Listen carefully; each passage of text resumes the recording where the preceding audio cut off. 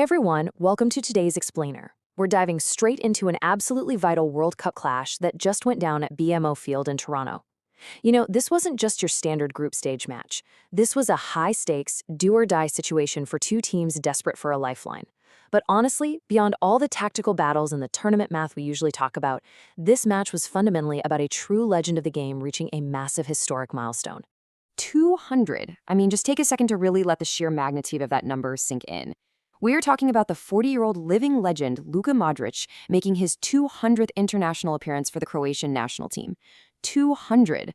In this modern era of incredibly physical, deeply demanding international football, hitting 200 caps is just a testament to superhuman longevity, unparalleled vision, and absolute dedication to his country. It really set the stage for an incredibly emotional day. And here's exactly how that historic day wrapped up. Croatia 1, Panama 0.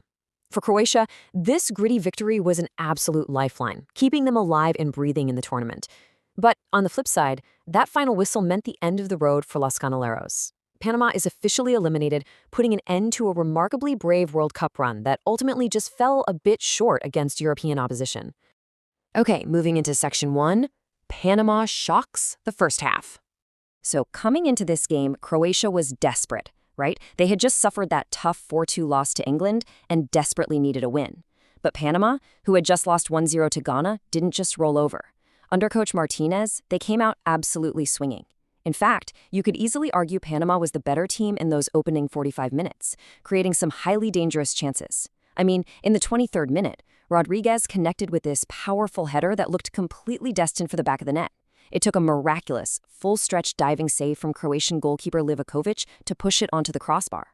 Without that save, Modric, his historic day, literally turns into a disaster. Meanwhile, Croatia's start was, sluggish. Starting forwards Musa and Gvardiol had virtually zero impact on the game, leaving Croatia incredibly lucky to go into the locker room deadlocked at 0-0. Which brings us to Section 2, Dalic's halftime masterclass. Picture the locker room at halftime, with the score deadlocked at 0-0. Croatian coach Zlatko Dalic was facing a massive crisis. His team was flat, Panama was super aggressive, and that World Cup dream was just slipping away. He had to make a bold decision.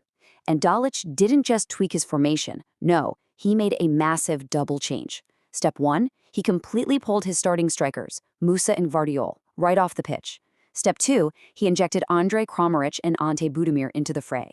Swapping out both of your strikers at halftime in a must-win World Cup match, that is a massively bold call for an experienced coach. But as we'll see, it completely altered Croatia's attacking dynamic. Let's get right into Section 3, the 54th minute climax.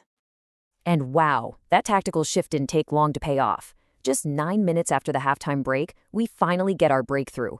Josip Stanisic drives down the right side and delivers this absolutely delicious curling low cross right into the box.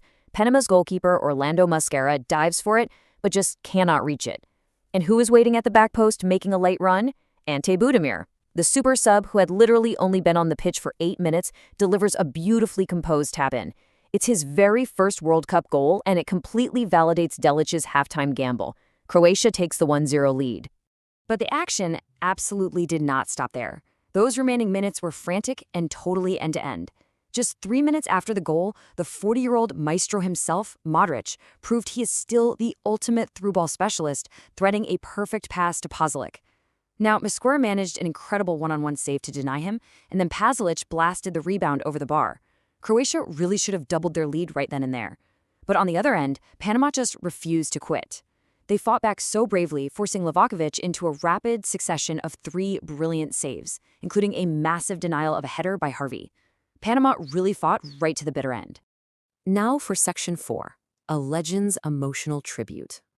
When that final whistle finally blew, sealing Croatia's 1-0 victory, the entire tone at BMO Field instantly shifted. The frantic energy of a must-win football match just melted away into this deeply reverent, emotional atmosphere. The team orchestrated such a beautiful visual tribute.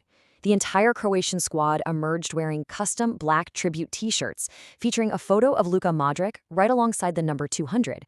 But the coolest part, the 2 zeros and the 200 were linked together to form an infinity symbol, just a perfect nod to his timeless impact on the game. Then the whole squad walked alongside their captain for a highly emotional, unified lap around the pitch to honor his milestone. To really grasp what this all means to the players on that pitch, just listen to this quote from his teammate, Marin Pangracic. He said, "Everybody knows what he means to us. He's our captain, he's our leader, and he's the biggest legend of Croatian football, and we are witnessing him." I mean, that brilliant quote just humanizes all the data, doesn't it? It's one thing to see the number 200 on a stat sheet. It's a whole other thing to hear how a modern generation of players feels about taking the pitch alongside a living, breathing legend who guided them to a 2018 World Cup final and a 2022 third-place finish. And finally, Section 5, Final Group L Standings. So as the emotions of the celebration start to settle, the absolute realities of tournament football set right back in. Panama exits with a heartbreaking 5 total World Cup matches, 5 losses and 0 points in their history. But look, they played with immense bravery and heart, pushing Croatia to their absolute limits, and they can for sure exit the tournament with their heads held high. For Croatia, Budimir's goal is a massive lifeline. They now sit at 3 points. They are alive, but their work is far from over. Going into the final match day, England and Ghana both sit at 4 points, meaning Group L is completely wide open. For Croatia, the math is simple but brutal. They face a do-or-die final test. They absolutely must beat Ghana and Philadelphia to qualify for the next round. Which brings us to the ultimate question as we wrap up this explainer. At 40 years old, with an astonishing 200 caps under his belt, is Luka Modric still Croatia's most vital player? We obviously saw his playmaking brilliance today with that perfect pass to Pasalic. But as Croatia heads into a grueling, must-win final group stage test against a very physical Ghana side in Philadelphia, can the legend continue to carry his nation on his shoulders? It's a really fascinating thought to leave you with. Thank you so much for joining me for this breakdown of an incredible day in World Cup history, and keep learning.